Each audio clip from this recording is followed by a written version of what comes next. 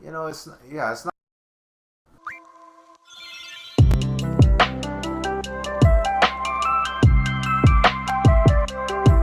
Okay, and we're back from the break. Hope Yeah. you had a nice rest. Yeah. I don't know, whatever. We're continuing Ride of a Lifetime, the autobiography of Bob Iger, CEO of Walt Disney Company for 15 years, until he wrote it, until his book released in 2019 before COVID, and then since then he's become CEO again. And the ride of a lifetime indeed. Just before we talked about the intro and the initial hook of the book, now we're just going to talk about, kind of like casually, about the different parts of his career chronologically, how things led up to certain moments, and maybe just kind of jump around a little bit. We're going to keep it a little loose. Because we don't want to just spoil the whole book for you. We wanted to keep it nice and fun for you to read the book yourselves, but we're gonna keep a general chronological order here as the baseline. After we get to the acquisitions, we don't need to worry about chronological order. Yeah, because you kind of know what we're talking about. Because the chronological order doesn't really matter for that. Yeah. It's like all the same topic basically, just different chapters. Yeah, just the general baseline we'll set right now, so you know how to orient yourselves when we're thinking about his career. It's there's his early life. Yeah. Then his career at ABC, then his career as joining Disney, becoming Disney CEO, and then all the acquisitions of Pixar, Marvel, Star Wars, Fox, and then launching Disney Plus. Yeah. And there's probably other stuff too. Yeah. I think they acquired Muppets. That was during Eisner. That was during Eisner. Oh shoot. Okay. So never mind about that. But his key acquisitions were Pixar. I would even Marvel, say Star Wars, probably Chapek did more for the Muppets than Iger did even. Oh really? Okay. Well then we don't have. Okay, we don't have to get into it. Okay, we want to respect your time here. Okay, we could go on forever about Chapek and Muppets and other things there, but the Muppet CEO. Yeah, whatever. Muppetational. All right. They talk about his family life that had a profound influence on him, how everyone he conducted himself. Everyone lives different lives, so he had his own background. Yeah. I guess he was from New York. Yeah. The main thing I like to say, how he got his position in journalism, a lot of people can't go that path because there's a lot. You can't just hand people your resume now. They cattle call you and weed you out and stuff now. It's really hard to get those positions now, even if you're in New York. Yeah. So his family had their fair share of mental health struggles and stuff like that. So how he processed that kind of informed how he conducted himself in the future, how he processed difficult emotions. And then his father was someone who also worked in Hollywood for a while, and just through him, he was able to get his initial positions in in Hollywood studios and stuff like that. So, that's kind of setting up the rest of the book, and he wanted to work in that system. I think he generally joined ABC, was doing internship stuff for a while. There was even some harassment he faced. Oh wow.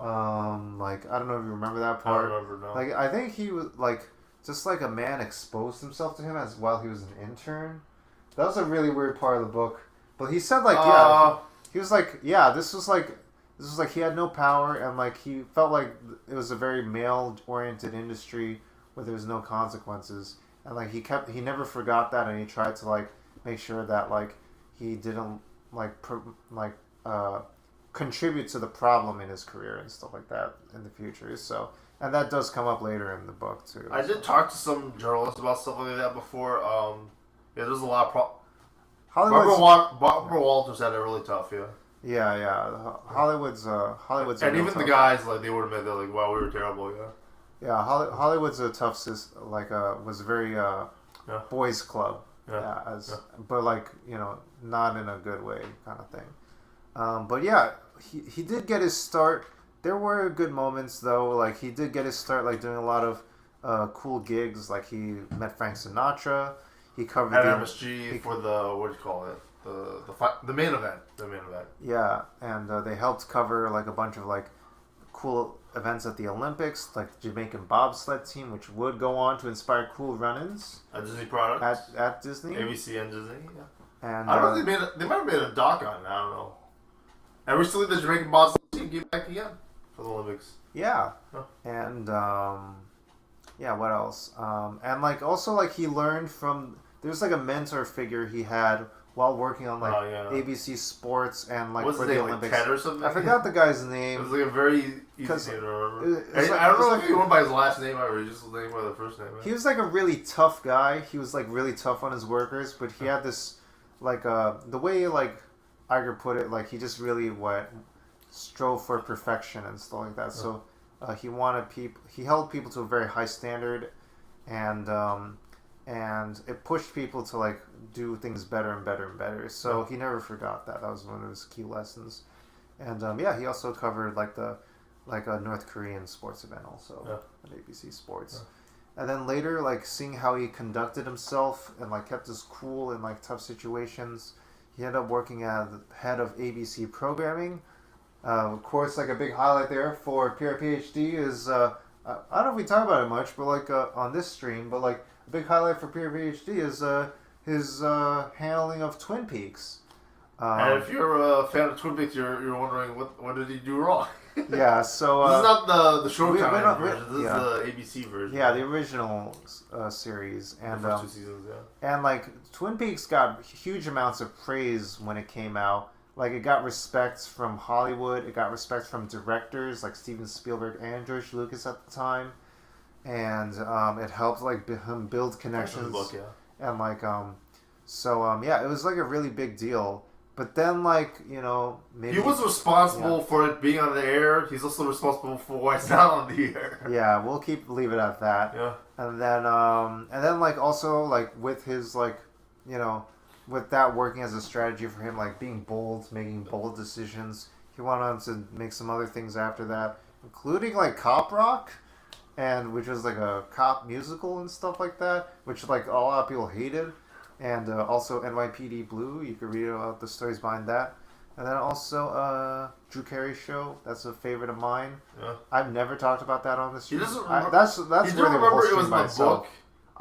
book. I didn't remember it was in the book, and I love Drew Carey's It's only show. a line. I don't even know he's responsible for it, but like he mentioned, like it was like one of the standout shows that you could remember. I guess I do remember that.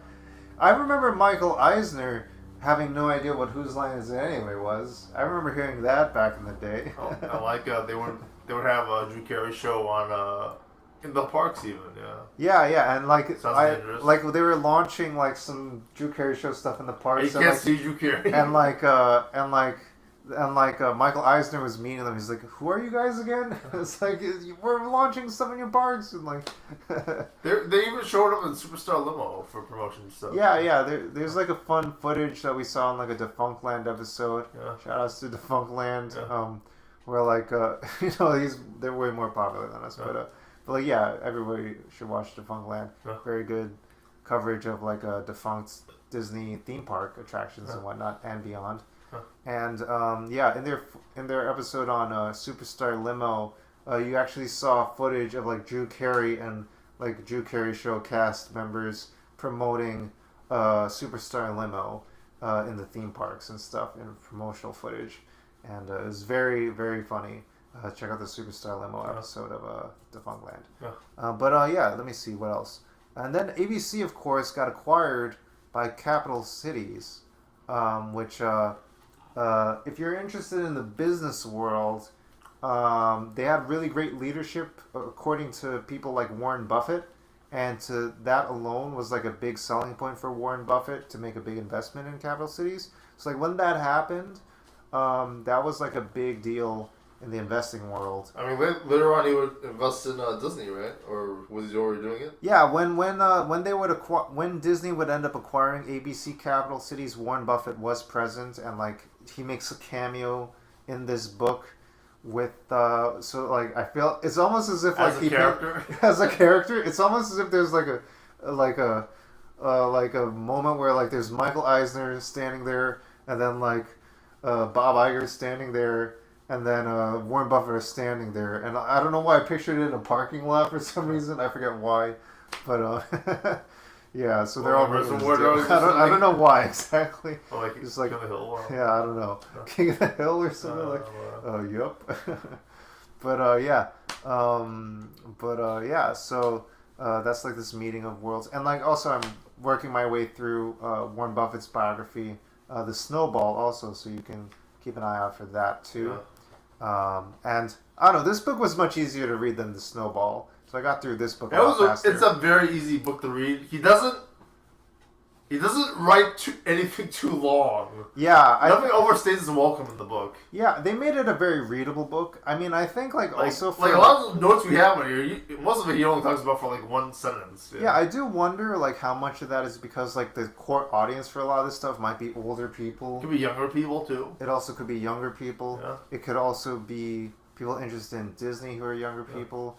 It could also be people who are business people who just don't have a lot of time. They're like, I just want to know the gist of it here, Bob. Yeah. So like, don't waste my time here. Yeah. You know, like how CEOs read executive summaries of reports and stuff, like whole prospectuses of like companies' backgrounds and stuff like that. So yeah, they're very respectful of your time. Also, they like cover like the highlights. So some of the stuff here, like they'll just be there just because like someone's gonna ask about it. Yeah. Right. So yeah, like. Yeah, like, and it also makes sure they don't overstate things and like get into so many details that like they have to approve everything, and then they actually get themselves in hot water because it is a living company that like some of the stuff that is in the book. Yeah, you're wondering whatever. Yeah. You're wondering like, okay, how many details are they leaving out and all that? Yeah. So that's gonna come with the territory. Or maybe there's like legal stuff. Yeah. Yeah, or like hey Bob, you can't publish that or whatever. And it's like, okay, let's just keep this short. So, and Disney's kind of notorious for like being very stringent and like it's a publicly traded company. Was he still CEO at the time, or was it after he left? Let me see. This was 2019, and 2019. Let's see, Bob Iger. Fox. When did he leave? Walt Disney Company. In 2020, in 2019, he released his memoir. It was before he retired. And then September 2019, he released his memoir. In 2020, he announced his intention to retire. And then February 25th of 2020, wow, what timing is that? February 25th, 2020, he announced the board of directors named Bob Chapek as CEO. And then in April, the board extended Iger's mandate until 2021 due to COVID-19. And then... yeah, I always felt that was a little fishy. Yeah, honestly. So that's always weird. I don't know. I mean, they already knew COVID was happening in Asia by that point. Yeah, I know. So like, way before in 2019. But, like, I guess a lot of these things happen slowly. But I don't know if they could have done anything about it if people would have listened, because it's people that end up listening anyway. But I don't know. Who knows? Not me. Above my pay grade. Yeah. And then July 12th, 2023, Iger and Disney extend the contract until 2026. So he's back. I'm back, baby. What is that from again? It's like George Costanza or something. I'm back, baby. Didn't you leave, George? George Costanza. We love referencing Seinfeld, even though it's a problematic show. It's a problematic show, and it's really old too. And people on YouTube and Twitch probably don't even. They get the goofy little memes, but like they don't actually watch the show. We barely watch the show at this point. Yeah. Yeah, and then ABC got acquired. ABC Capital Cities got acquired by Disney, and is there anything you want to talk about with the acquisitions? Just so like it's more natural than like just going for the timeline, because we don't really need to go for the timeline. Well, what kind of stuff? Like I guess Black Panther. Okay, stuff like that. I want to say something about the Disney merger, I guess. Okay, go ahead, yeah. I guess, like, what do I want to say about that? I don't know if we talked much about it, but also, like, I don't think he was CEO at the time, but, like, Um, yeah, it wasn't a big deal at the time. I think. I don't think it really blew Disney away that they bought ABC, other than like its history with the Disney company. Yeah. It wasn't like Marvel or something as big as that. I guess like the main thing about that is this transition of this succession from Michael Eisner to Iger, Yeah. and like there's a whole sequence of events that happens then that's like so complicated that like it's impossible to repeat right now.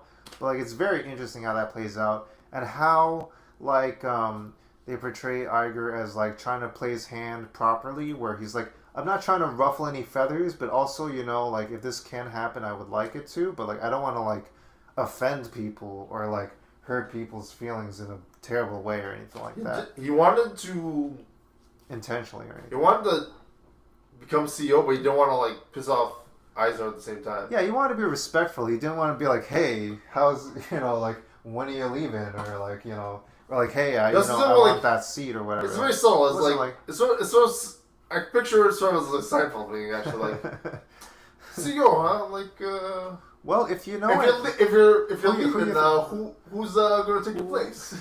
Who are you thinking about? Well, if you know, let me know if you think of anybody. It's like, I don't know if there's anyone else for you. I don't know if there's anyone else. Unlike a lot of people on YouTube, he says a lot more politically correct with what Eisner did right. Like, he had a good 10 years, and then he had a 21-year Yeah, and then, like, Eisner doesn't leave on great terms. Like, that's kind of publicly known outside of this book, too. Yeah.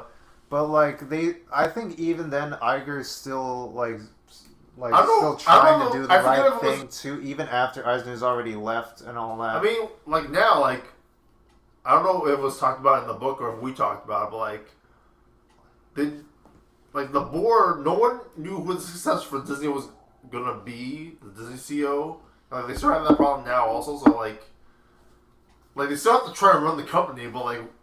They never found a successor. So what are you supposed to do? Yeah. Yeah, it's like Succession, but for Disney. Like it's a very complicated process, and like you gotta look for people who look like a good fit, and like sometimes like I guess the person here is like the best fit, so we got to go with them. And even just now with like Bob Chapek, they were like, oh, maybe this guy's good. Like he seems all right. And then like things didn't go well. Shareholders were upset.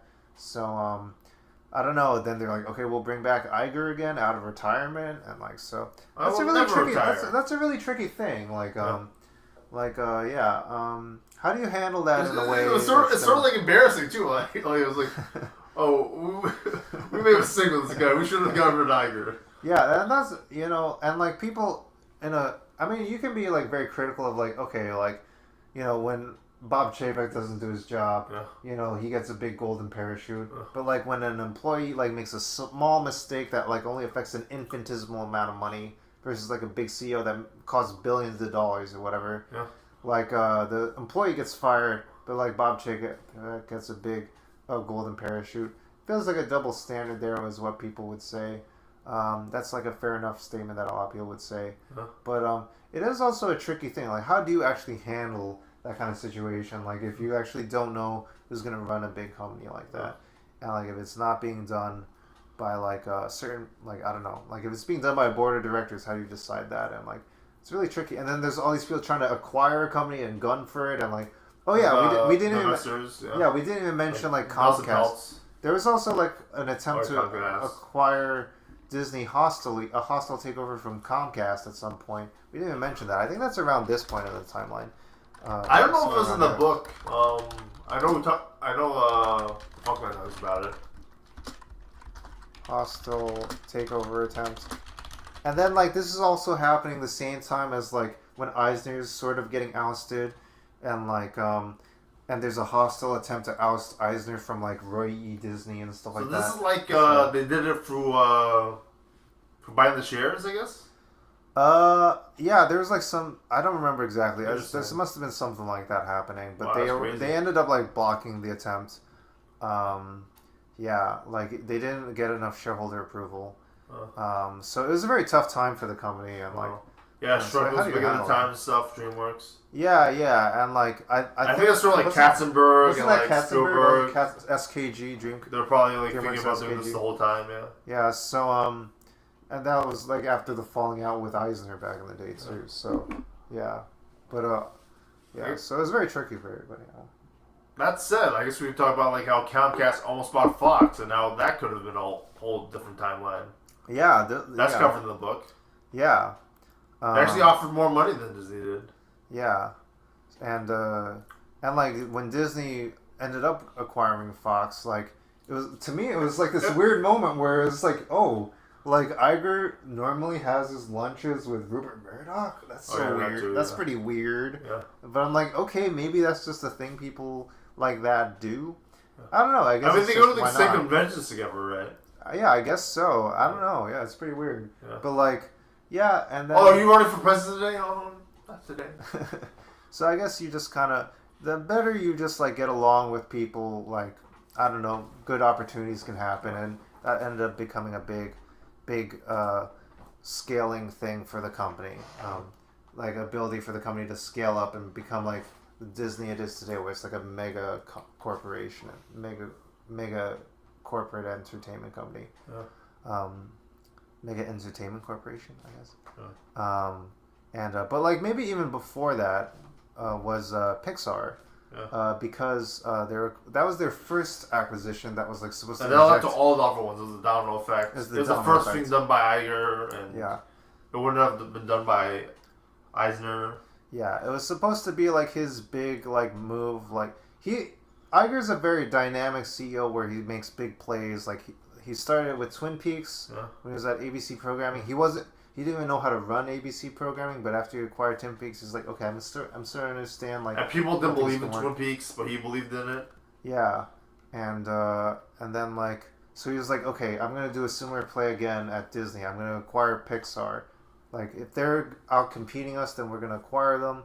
He was noticing in the I don't know if it was in the book, but he noticed in the international theme parks, like people were going to the Pixar things, like Toy Story. Oh, interesting. And yeah, there's already some agreements with Pixar and stuff. Yeah, but they had a whole deal with, But like, yeah, they want to inject more creative energy into the company and like bring it back to like the animations and the movies and stuff like that, because that drives all the other segments of the company, like products, theme parks, all that. So that involved acquiring like the talent there and their abilities there, and then also developing a partnership with Steve Jobs, also, who they said would become a big friend of Iger at the time, and like just like they would influence each other in like lots of different ways, and up until Steve Jobs' passing, and it was actually quite a poignant moment between Steve Jobs and Iger when like Steve Jobs like there's a moment where like they're just about to acquire Pixar, and like Steve Jobs has this big reveal as to, maybe we won't even say it. He has a big reveal to Iger, and I don't know, you can guess what it is maybe, and then it's like a poignant moment, and it sort of sets the tone of their friendship for the rest of their time together. It was Steve Jobs, I think, and then the Jobs family after he passed away was like the majority shareholder or something, like after that Pixar acquisition. Yeah, and it's like I heard like as a Disney employee, like the execs talked to me and they said they might spend a lot of money on Pixar, but they thought it was worth it. Yeah, you're not just acquiring like the assets; it's also like the creative talent, the management, the energy, the processes. Like, you know, it's not just a dollar amount that you can crunch it down to. Like, but that being said, like they were trying to do that for stuff like Marvel and Star Wars and whatnot. But and Fox, which is the most expensive one. Fox, yeah. That said, the execs probably can't say anything bad about Iger in front of me, so like maybe there's that too. But like, I don't know, it looks like it was worth it as the company grew. Yeah, and then I'm talking about Ed Catmull and John Lasseter. Yeah, I'll just highlight another thing about like how to reemphasize this, like with Pixar, was that when how Iger handled the situation with Steve Jobs, like created this long-lasting professional relationship and friendship, and like just handling that situation with such sensitivity produced like something of such value that, like, you know, you couldn't put into like quantifiable value. Like maybe that's you couldn't buy that, you know. Maybe that's He mentions that in the book. Yes, I remember. So that's why people say like, oh, this is like a good book for him to write as like a corporate leader, is to like say like as a person in a leadership role, you know, having emotional skills and soft skills and emotional intelligence. Oh, soft skills are very important. And having they teach you that in business school. And having empathy, you know, like that's really important. Person with high degree of ethics. But you know, you have a lot of criticisms of certain decisions and whatnot. Certain ethical decisions, yeah. For sure. I think I would pretty much agree with those. Yeah. There's definitely things worthy of criticizing as well. That said, like, I guess it did end up acquiring a lot of businesses because, like, he was able to talk to these big CEOs and, like, not make them feel offended or anything. Yeah, so, that did come in handy with Murdoch, too. Yeah. And, like, it's like... Yeah, like, could you imagine, like, a lot of people we know making a deal with someone like that and creating, like, something of value from that kind of situation? Like, it's hard to imagine, right? Kind of unthinkable. James Bond. Yeah, you know. And I guess James Bond and Eisner also. Yeah. So that's Power Rangers. Is Power Rangers also in Iger's tenure, or, like... That was Eisner's tenure. That was Eisner, okay. Yeah. Okay, so, Yeah, I'm pretty sure Iger was the one who sold it to James Bond, actually. So there is that. Yeah, it might have been a little bit in Iger's tenure. Yeah, they still had Power Rangers in the parks at the beginning of Iger's tenure. Oh, I see. Okay. Yeah. Let's see what else. Let's see. What's Ed Catmull up to now? I don't really know. He wrote his. I think he was the one that wrote the book Creativity Inc. Oh, cool. So I think that was him. I heard people like that book. Huh? And then John Lasseter, we all know what happened with him afterwards, after Me Too. That gets covered in the book. It's like a sentence, but like it was addressed. You have to address it. And he mentioned like it was problematic for a while. Yeah. You have to address it. Like there was hugs and then whatever. Yeah. So and like you can't really recover from something like that. There's not really like, I don't think there's like a, I don't know, a restorative justice process for like people in positions of that kind of power. Yeah. Like maybe if it's like a minor felon or something in like a small community that's like has no impact and is just like trying to get a small job at a small business and just like fade into obscurity or something, that might be one thing. But like if you're in a position of power like that, you really don't have like any way of like, I don't know, recovering from a big blowout, public blowout like that, other than like resting on your riches and stuff like that. And he's not in the public anymore. Yeah. So, but he's probably pretty wealthy. But like, I haven't seen him on TMZ or anything, so it's pretty interesting. But like, you lose that like public image, and like once people see you in public, you have no right to your privacy or whatever, like that kind of thing. So there's that side of things. Yeah, that's a pretty big punishment, yeah. Yeah, so we live in a publicly. I mean, like it was because like there was no recourse for a lot of people that like using like public displays of public airings of like grievances is like there's no punitive form of punishment from the criminal justice system. There's a lot of grievances that aren't being released. Yeah, that's too, because there's so much power. So the power dynamic really... Yeah. Anyway, that's a whole topic in itself, and I feel like I'm getting myself in hot water here by saying too much. Something had to happen. So obviously what he did was wrong, and something had to happen. Marvel... I don't know. Marvel was like obviously like a huge franchise. They did an interesting...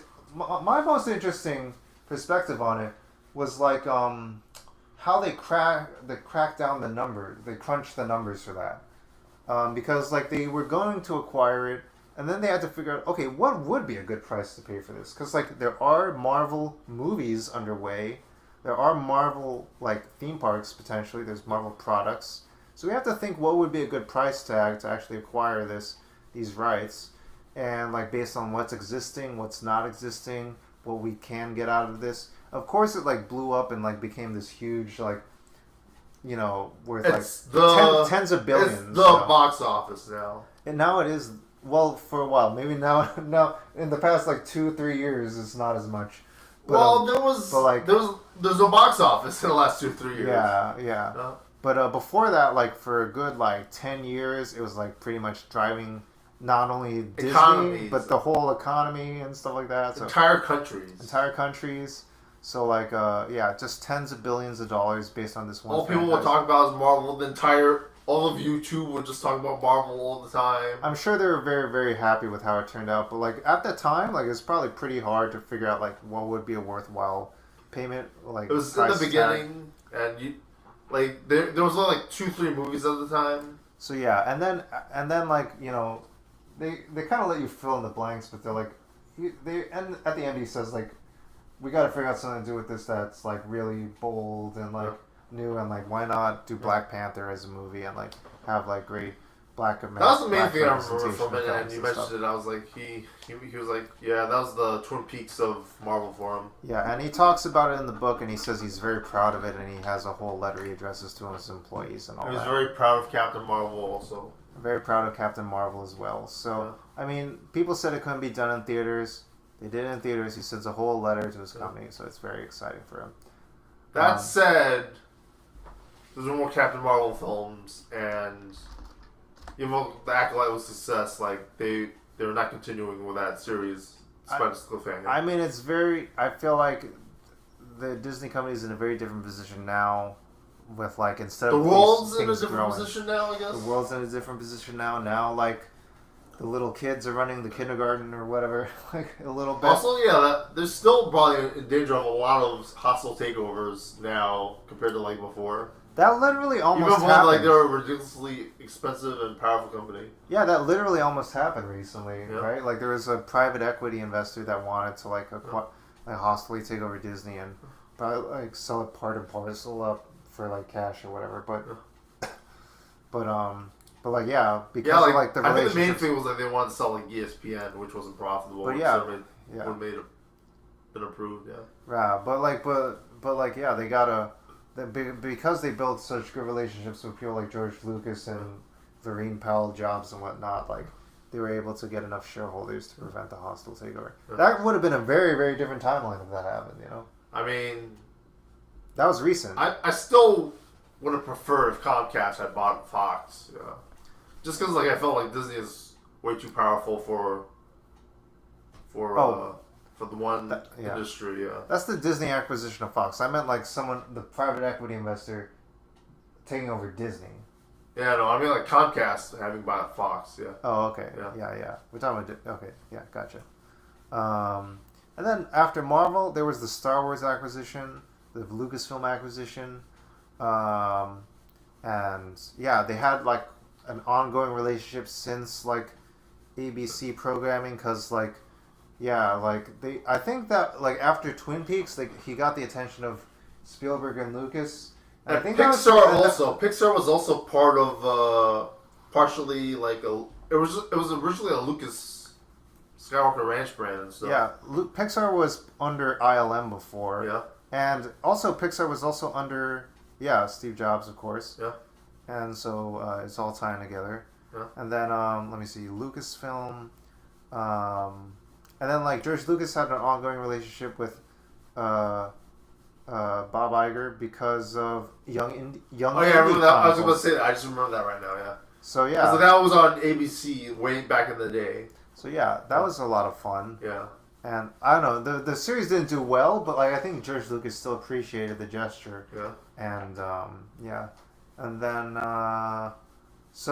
ABC didn't do well. But then George Lucas was really hesitating in selling Star Wars and stuff. Yeah. And there was a whole process, but eventually, like, they were able to convince him. But, like, the way he handled it involved a lot of, like, trying to understand his perspective and, like, getting him to open up about, like, what this franchise meant to him as a person and stuff. And, like, you know, building that relationship and building that rapport with him. Yeah. And then, like, George Lucas still had a little bit of bitter feelings afterwards because of like how they handled the script changes to like what he originally pitched as the script for the new movies and stuff. Yeah. But they eventually seem to have made things up afterwards. Yeah. As one does. Yeah. And again, there's that like emphasis on like having empathy as a leader. and dealing with people, because like ultimately all these things are made of people. They're not just made of dollars. Yeah. They're made of people. And you also entertainment is a collaborative process. Yeah. Juanita Hartright here, pure PhD over here. Yeah. And like it's about understanding each other, Yeah. treating people as humans, Yeah. and understanding that like, creative people have all kinds of motivations and have all different kinds of I don't know, like you have to Even in respect. the workplace, you know, there's the people who like want to just get their paycheck. There's the people who want to work hard and get a higher position or whatever. Yeah, and like when you're working with creative people, also like it's also an additional layer of like they have their creative motivations behind Yeah. things too. That was important during Twin Peaks, and you learn lessons from the mistakes there. Yeah. And like messing with the process too much, and like not knowing when to not mess with it enough. And Like there was I forgot who changed the time slot, but like that was a big difference for that too. Like it went to like Saturday, and then nobody watched it. yeah, And like they already found out like, oh wait, no, that was different. But like, you know, there's a lot of problems. Yeah. yeah, and then so and that's another lesson for streaming is like remember how important the scheduling is for your streams. Like Make sure your audience can watch your streams. Yeah, you can kill your stream, you can kill your If programming. you stream like 4 live a.m. content. and all your audience is in the U.S. or something. Yeah, or if your audience is in the UK or something, and like you're in you have the time zone difference is like making it an inconvenient time. And you're like a British fiend or whatever streamer. Yeah, I don't know what it would be. It's not. Yeah. I guess it won't be Doctor Who. Maybe if it was like yeah. Markham and Wise Twitch streamer. Yeah.